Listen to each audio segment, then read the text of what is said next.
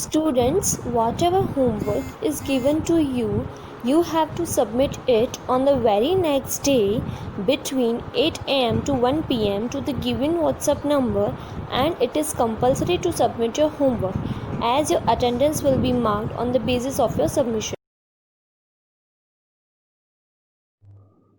नमस्कार विद्यार्थी मित्रों, आज हम लोग स्टैंडर्ड 9th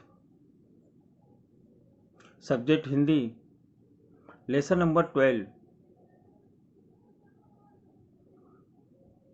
पाठ का नाम है रानी।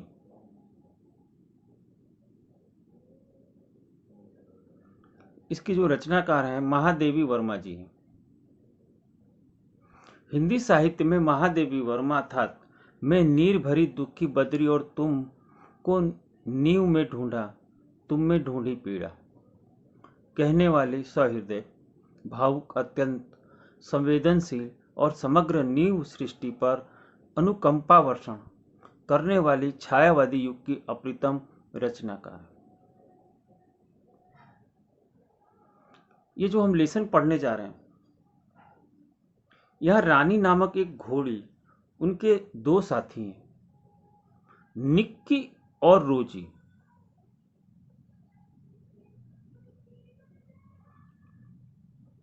के साथ ये घोड़ी आई है, सम्मिलित है, जिसका बड़ा मार्मिक और भावुकतापूर्ण शैली में चित्र अंकित किया गया। ऐसा लगता है कि यह नेवला और कुत्ती और यह घोड़ी हमारे सामने है। निक्की जो है वो नेवले का नाम है, रोजी जो है कुत्ती है, और रानी जो है वो घोड़ी है। पशु पक्षी और निर्दोष भोले ऐसे प्राणियों के प्रति महादेवी जी का स्नेह और प्रेम छलकता नजर आता है। अपने पाले गए प्राणियों पर अपने स्वानुभव के साथ महादेवी वर्मा जी ने सुंदर उन सभी प्राणियों का रेखा चित्र खींचा है। एक ऐसा ही लेसन एक और है, गौरा गाय। गाय आती है, देखने में कैसी है, उसका स्वागत कैसा होता है, उस गाय का व्यवहार कैसा होता है, और अंत में गाय की जो दुख भरी या करुण जो मृत्यु होती है उसका सुंदर उन्होंने उसमें निरूपण किया। ठीक ऐसे ही हमारे ये जो पाठ है जिसको हम पढ़ने जा रहे हैं, इस पाठ में भी रानी नाम की जो है घोड़ी है। तो ज्यादा समय व्यतीत न करते हुए विद्यार्थी मित्रों, हम लोग लेसन को शुरू करते हैं। रियासत होने के कारण इंदौर में शानदार घोड़ों और सवारों का आधिक्य था। आधिक्य का अर्थ होता अधिकता। इसके अतिरिक्त हम अंग्रेजों के बच्चों को छोटे छोटे टट्टुओं या सफेद गधों, जिसके जाति के संबंध में रामा ने हमारा ज्ञानवर्धन किया था कि आखिर में टट्टू जाति आई कहां से, ये रामा ने ज्ञानवर्धन किया, यानी रामा ने बताया था, पर घूमते देखते थे हम लोग। रामा की कहानियों में तो राजा अपराधियों को गधे पर चढ़ाकर देश निकाला देता था। जो रामा जो नौकर था वो हमेशा राजा रानियों की जो कहानी सुनाता था, उस कहानी में ये हुआ करता था कि राजा जो है किसी को अगर सजा देता था तो गधे पर बिठाकर उसे निकाल दिया जाता था, और इन्हें गधे पर बैठकर प्रसन्नता से घूमते हुए देखकर विश्वास करना कठिन था कि इन्हें दंड मिला हुआ है। रामा के पास हमारी जिज्ञासा का समाधान था, और वो उत्तर देता था कि इन्हें विलायत में गधे पर बैठने का दंड देकर भारत भेजा गया, क्योंकि वहां यह वाहन नहीं। जैसे ही लेखिका कह रही हैं कि हमने प्रश्न किया कि तुम तो कहानियों में सुनाते थे कि राजा किसी को दंड देता था तो उसे गधे पर बैठकर देश निकाला दिया जाता था, तो ये जो बच्चे हैं ये गधे पर बैठकर कैसे घूम रहे हैं? तो रामा उन्हें उत्तर देता था कि इंग्लैंड में जो है इन्हें देश निकाले की सजा दी गई है, वहां गधे होते नहीं, इसलिए भारत में इन्हें लाया गया है और गधे पर बिठाकर घुमाया जा रहा है। एक दिन हम तीनों ने बाबूजी को मौखिक स्मृति पत्र का अर्थ होता है याद दिलाना, दिया कि हमारे पास एक छोटा घोड़ा न रहना अन्याय की बात है, यदि अन्य बच्चों को घोड़े पर बैठने का अधिकार है तो हमें भी वह अधिकार मिलना चाहिए। बाबूजी ने हंसते हुए पूछा, सफेद टट्टू पर बैठोगे? तुम कहो, तुम कहो, तुम कहो के साथ ठेलम ठेल के उपरांत मैंने अगुआ होकर यानी आगे होकर गंभीर मुद्रा में उत्तर दिया, सफेद टट्टू तो गधा होता है जिस पर बैठाकर सजा दी जाती है। पता नहीं हमारे ज्ञान के वज्र स्त्रोत्रों। रामा को बाबूजी ने डांटा या नहीं। वज्र स्त्रोत का अर्थ होता है जो सदा बहने वाला, जो प्रवाह हो, जो ज्ञान हो। ये क्या है, आखिर में इन्होंने पाया कहां से बच्चों ने? इस पर बाबूजी ने रामा को डांटा या नहीं, परंतु कुछ दिन बाद हमने देखा कि एक छोटा सा चॉकलेटी रंग का टट्टू आंगन के पश्चिम वाले बरामदे में अहाते में बांधा गया। बरामदा तो घोड़ा बांधने के लिए बनाया नहीं गया था, अतः बाहर से टट्टू को लाने के लिए दीवार में एक नया दरवाजा लगाया गया और उसकी मालिश करने तथा खाने पीने, घूमने आदि की उसकी देखरेख के लिए एक छुट्टन नाम का साइस रखा गया। साइस का अर्थ होता है देखभाल करने वाला। अब तो हम उस छोटे टट्टू से बहुत प्रभावित और आतंकित भी हुए। हमारे तथा हमारे अन्य साथी जीवों के लिए मकान में न कोई परिवर्तन हुआ, न कोई विशेष नौकर रखा गया था और हमारी खिड़की तक दरवाजे में परिवर्तित नहीं हो सकी, जिससे हम रोजी और निक्की के साथ कूदने के कष्ट से मुक्त हो सकते थे। बाबूजी से यह सुनकर कि वह टट्टू हमारी सवारी के लिए आया, हम सब 4-5 दिन उसे रुष्ट और अप्रसन्न ही घूमते रहे, परंतु अंत में उसने हमारी मित्रता प्राप्त कर ली। रामा से उसका नाम पूछने पर ज्ञात हुआ कि उसे ताज रानी कहकर पुकारा जाता है। ताजमहल का चित्र हमने देखा था और रामा और कल्लू को माँ की सभी कहानियों में रानी के सुख दुख की गाथा सुनते सुनते हम उसके प्रति बड़े सदैव हो गए थे। ताजमहल जैसे भवन की रानी होने पर यह वहां से कहानी की रानी की तरह निकाल दी गई होगी, ऐसी हमने कल्पना की। यह कल्पना करते ही हमारी सारी ईर्ष्या और सारा रोष करुणा से पिघल गया कि ताज रानी इसका नाम इसलिए रखा है कि हो सकता है कि ताजमहल से बेचारी को निकाल दिया गया हो। बच्चे हैं। अब उस रानी के प्रति उनके मन में सहानुभूति पैदा हो गई कि बेचारी को घर से निकाल दिया गया। यह कल्पना करते ही हमारी सारी ईर्ष्या और सारा रोष करुणा में पिघल गया और हम उसे अधिक आराम देने का उपाय सोचने लगे। वह इतनी सुंदर थी कि अब तक उसकी छवि आंखों में बसी थी। हल्का चॉकलेटी रंग, चमकदार रंग, जिस पर दृष्टि फिसल जाती थी। खड़े छोटे कानों के बीच में माथे पर झूलता अयाल का गुच्छा यानी गर्दन के बाल। बड़ी काली स्वच्छ सुंदर आंखें,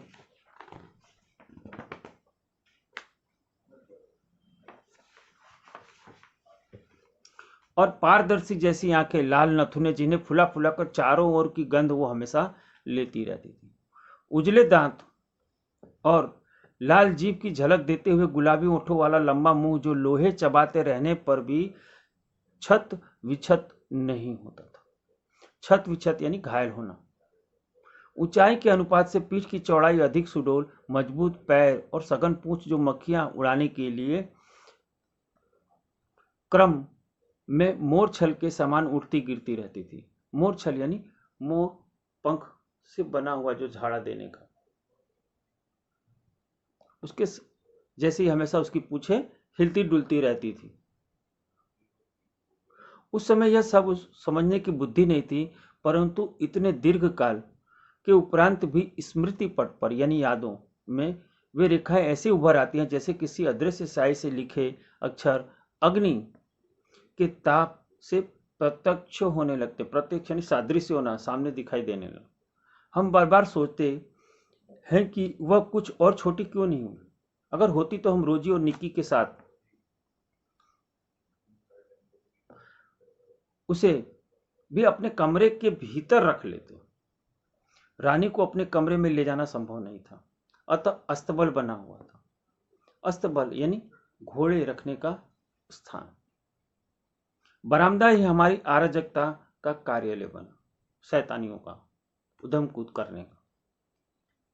बरामदा घोड़े बांधने के लिए तो बना नहीं था, उसकी दीवार में एक खुली अलमारी और कई आतिताई थी। आता एक अर्थ होता है जिस पर सामान रखने का बना।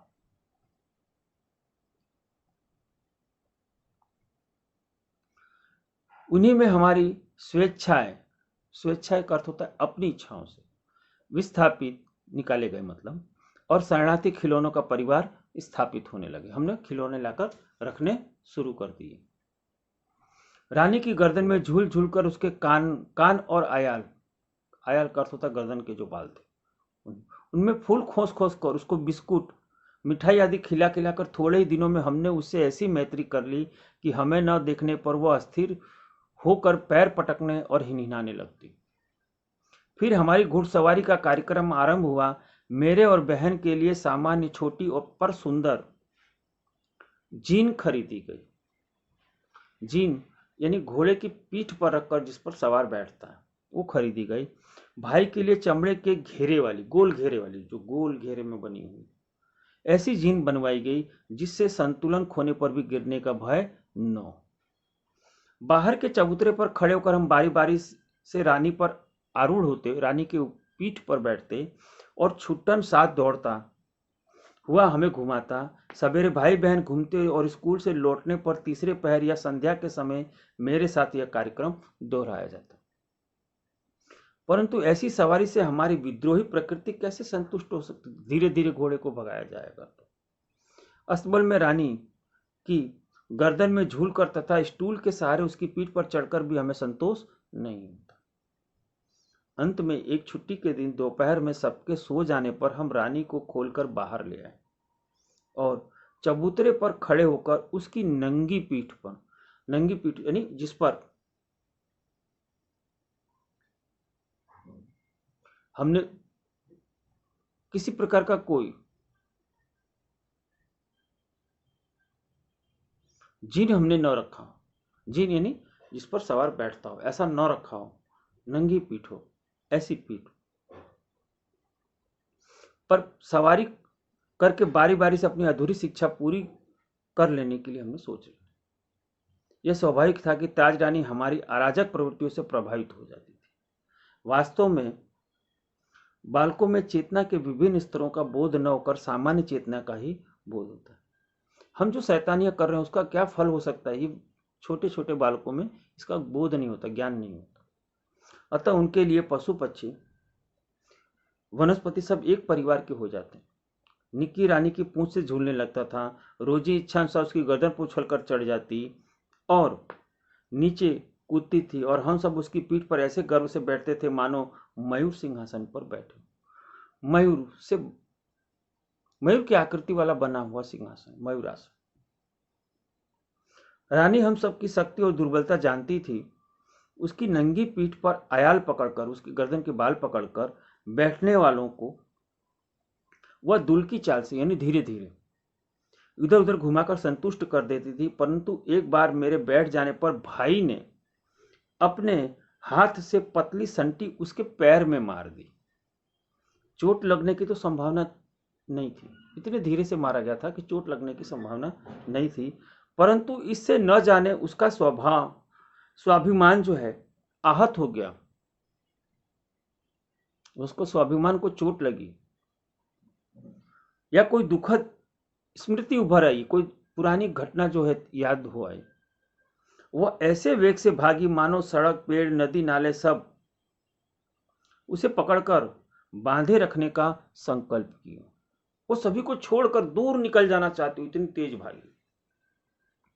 कुछ दूर मैंने अपने आप को उस उड़न खटोले पर संभाला, परंतु गिरना तो निश्चित था।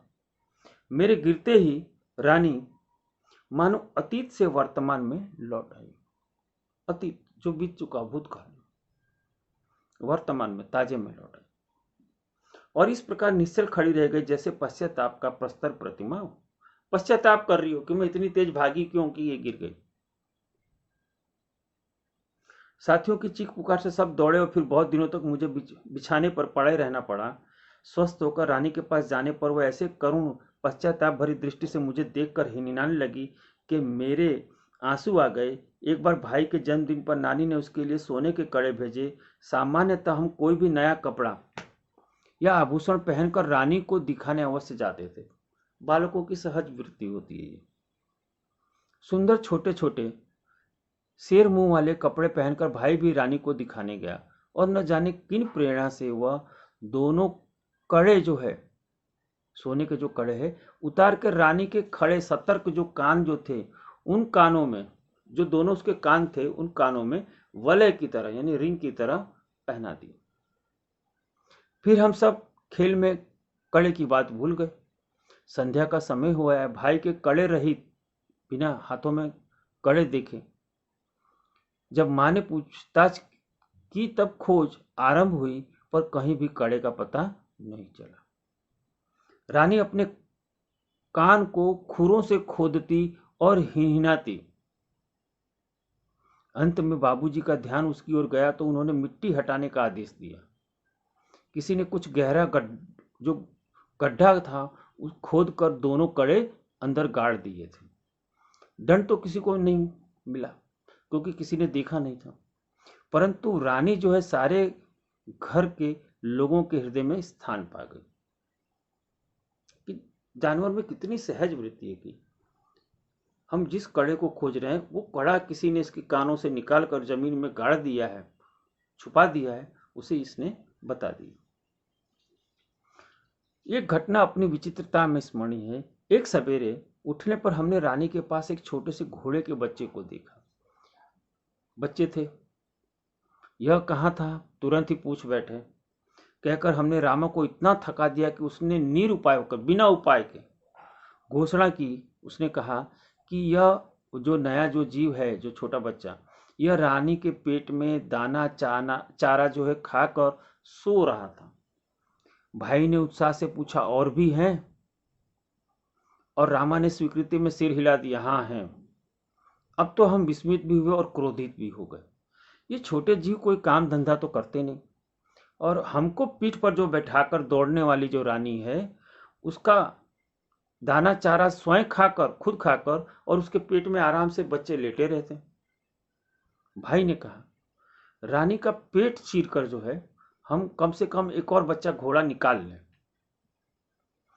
तब जो छोटे छोटे जो बच्चे हैं वो छोटे छोटे इन घोड़ों पर बैठेंगे और बहन जो है वो रानी पर बैठेगी, रानी उसकी सेवा में रहेगी।